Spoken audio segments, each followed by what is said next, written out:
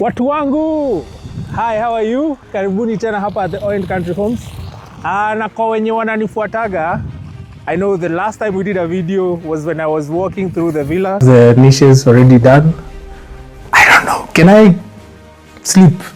Can I give you an example of what you'll be experiencing in this place? My guys, this is what I've been telling you all through. So kama hujakuja hapa at the Oint Country Homes, if you have not had a chance to come and visit this place, this is the time. Sorry. That's tunaogopa maji lakini tunapenda kuoga. For all of you that have been following me, tumekuwa kwa villa, we have seen it being furnished, tumelala kwa hizo vitanda.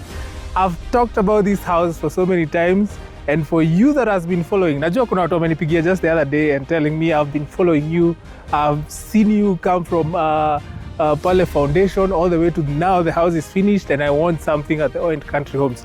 If you're that person and if you've been waiting to hear me say that, don't take a chance, just give me a call. Tukuje hapa the Oint Country Homes, you secure yourself a home for you and your family. Sasa, I just don't want to tell you about these finished houses because this is Meisha. I want to take you down there so that you can get to see phase 2 and the immense work that we're doing. We promised you that hizi nyumba tutamaliza before we hit the mark of 18 months, and that is actually what is happening.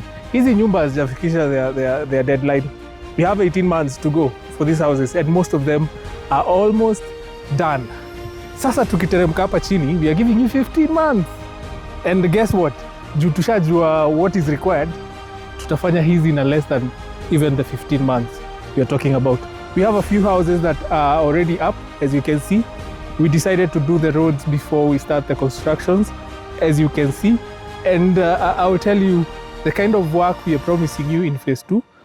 It will be better and unique than what we did in phase 1. So if you're seated back there, I'll give you some air view. I'll give you some inside the house views so that you can get to feel the whole house and what is expected of it. So if you're sitting back there, you want to take a chance, you want a home, you're looking for that retirement home. If you're that kind of a person, I promise you, you come to the Oint Country Homes, we talk about it, you see the unit, you feel the features of the house, then you decide to invest. And if you're looking for something else, we have the new Kitusuru apartments that are along Mwemuto area.